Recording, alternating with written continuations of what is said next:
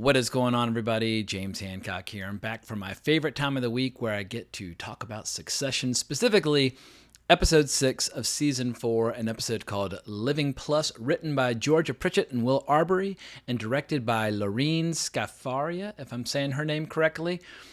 But holy shit, before I get to my official breakdown, let me just say that I fucking love this show. I mean, at this point, we've all been following it for a long time. It's easy to get blasé about just how good it is.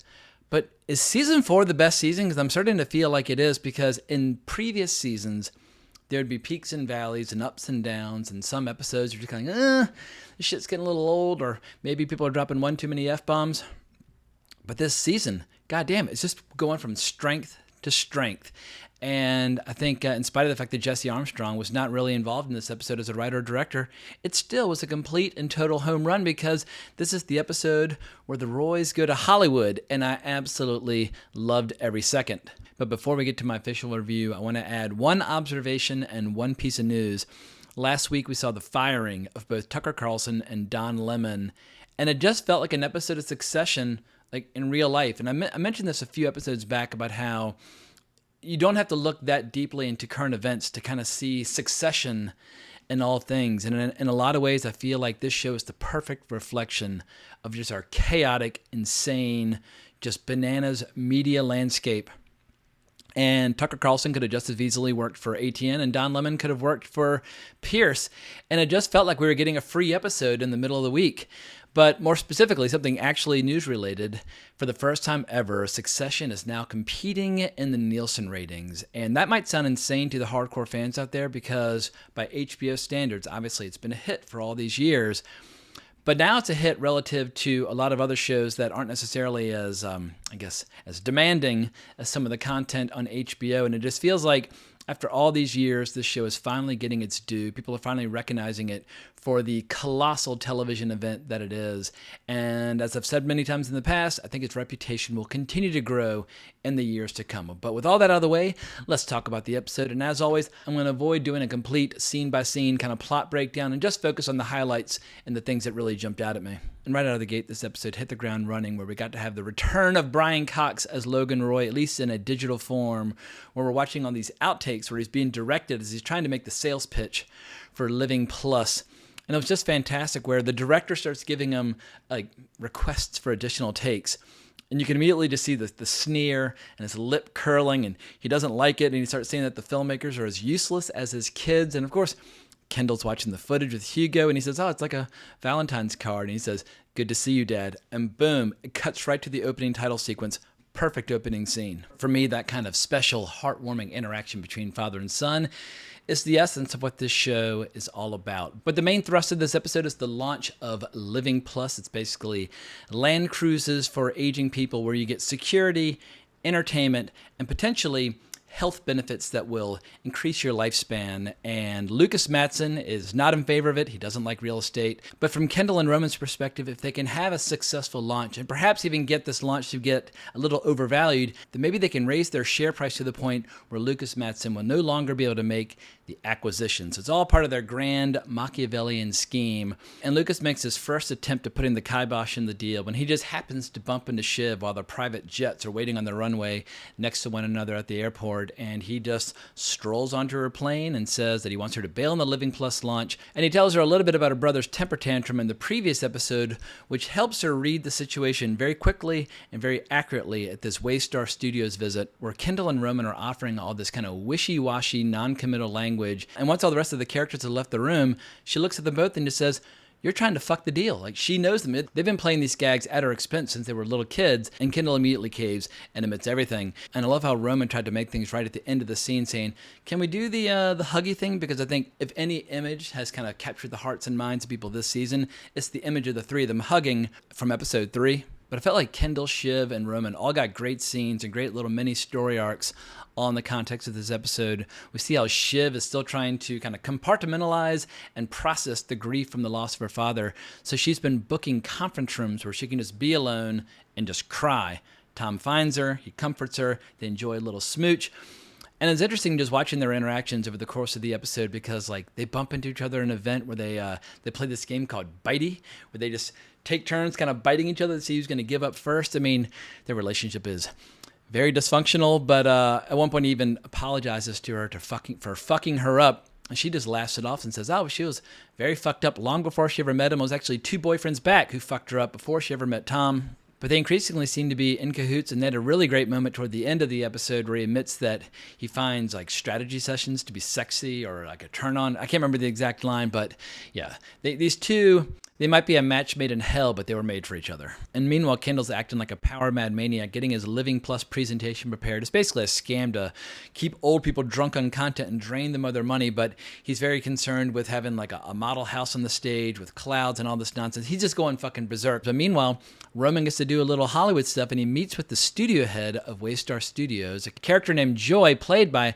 Annabeth Gish, and he explains to her how he's willing to turn on the money hose and just drown her in resources. However, he wants to hear about some firings, and he wants to hear about her plans for some of their tentpoles and what's going to be their balance of streaming and theatrically and things like that.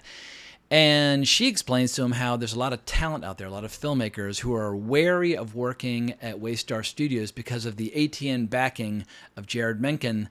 And Roman has a very cynical but very honest moment where he says he looks at Menken the same way he does at any IP at the studio. And I was like, wow, you're really putting in perspective. When you're a billionaire, whether you're talking about political candidates or movie franchises, it's all IP. But when Joy shows the slightest reluctance to accept his input or his insights, he kind of hypothesizes, well, maybe I should just fire you. And then he seems to get really riled up and says, yeah, you know what?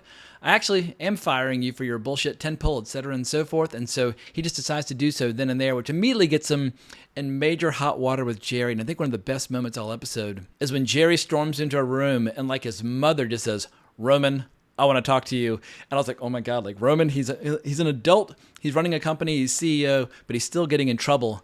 But he refuses to back down. He says he insists that firing Joy was a good call. And he demands that Jerry treat him with the same deference and respect that she did his father. Obviously, he's not his father, but he's kind of putting his foot down and even basically says he's going to fire her too, which would be a big no-no because she knows where all the bodies are buried. But then she gives him some real tough love and realizes, well, if Roman and Kendall are trying to torpedo or fuck up the deal with Lucas Matson, that big tech is just going to roll right over them. Like, you cannot fight the momentum of the money. When you've got all these people who are about to get rich, you would just get destroyed. And Logan knew that big tech was coming, and that's one of the reasons why he was looking to sell. And then when Roman kind of sheepishly or shyly acknowledges to Kendall that he may have fired Jerry and that he might need Kendall to smooth things over, Kendall just laughs it off. He's like, who are you going to fire next? Because Kendall's in one of those manic modes where he's got that momentum going. He's all about the optics of these big balls plays, and his big scam this episode is he's trying to massage and manipulate the numbers in their sales pitch to make it look like Living Plus is going to be a much bigger deal than it probably will end up being. And it reminded me of a lot of my my old group projects back in business school. I was in business school at Keenan Flagler from 2006 to 2008, and a lot of these projects where you didn't quite know like how to do the math to do certain projections if you're doing like pro forma analysis or whatever, sometimes you would just massage the numbers and or make up the numbers to make the data say what you wanted to say. And I wasn't particularly good at math, so I was always the guy that would write the paper after all the quant people had done all the math. But I was like, God damn, like the more things change, the more things stay the same. And speaking of manipulation, Greg's big mission this episode is to work with the post-production department to manipulate Logan's footage and to making it sound like he's saying double earnings as opposed to an increase in earnings. And I love how Greg, when he's trying to get tough with this poor guy who's working in the post-production facility, Greg just says, make it happen or I get in trouble. It's like the least threatening threat that you could possibly make. But as we see toward the end of the episode, it worked. Greg managed to deliver. So even though Greg is like, kind of a foolish figure in many ways, when backed into a corner, he can deliver some results. But what makes this show great, apart from all the great dialogue and all the great humor and all the great characters, is that every once in a while, it'll have this undeniable sense of building momentum and tension and suspense where you're like, what the fuck's about to happen? Is this going to end in disaster? Or are they going to somehow like pluck victory from the jaws of defeat?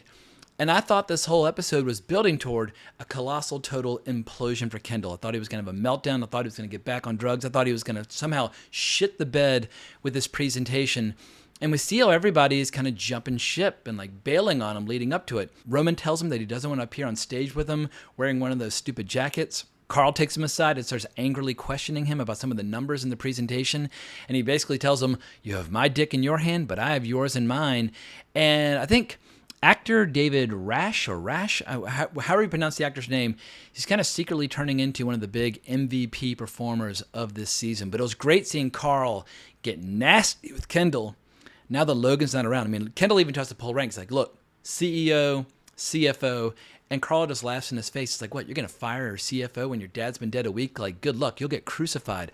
But that was a really cool, intense scene. So that was just one of many people who was getting in Kendall's face and calling bullshit on this giant presentation. And as the presentation begins, it's kind of a disaster. He starts talking to the prompter, and there's this great little exchange between Tom and Greg where Tom's saying, oh no, don't talk to the prompter. And Greg's like, why? Is that bad? I mean, anyway, those guys always make me howl.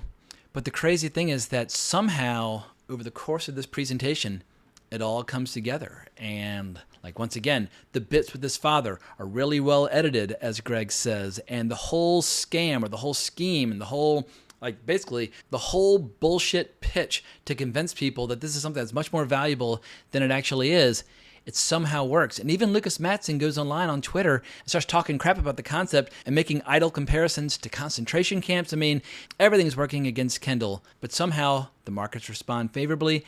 Analysts like the pitch.